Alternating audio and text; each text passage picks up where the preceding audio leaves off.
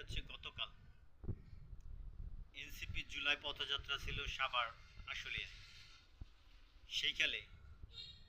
সেখানে কিছু দুষ্কৃতিকারী ককটেল নিক্ষেপ করে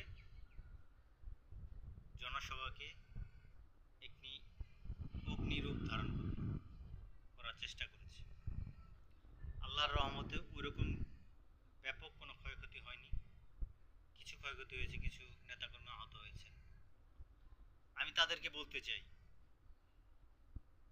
যে গণ অভ্যুত্থানের পক্ষের শক্তিকে আপনি যদি প্রতিহত করতে চান তাহলে আপনি নব্য ফ্যাসিস্ট, আপনি কালচারাল ফ্যাসিস্ট।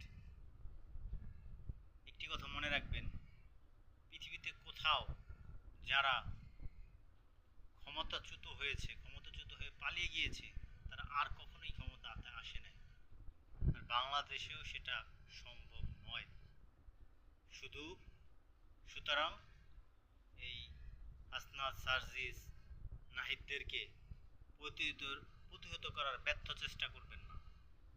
তাদের সাথে পুরো বাংলাদেশ আছে, তাদের সাথে আছে 1400 শহীদদের পরিবার, তাদের সাথে আছেন বাংলাদেশের 18 কোটি মানুষ।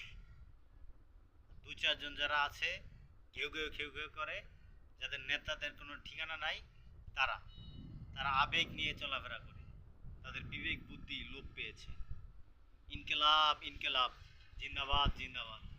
সর্বশেষ আমি আরেকটা কথা বলতে চাই, যেহেতু ওইখানকার এমপি সালাউদ্দিন সাহেব, সে এবং তার যারা নেতাকর্মী দায়িত্বশীল, তারা এই দায় এড়াতে পারে না, তাদেরও দায় রয়েছে।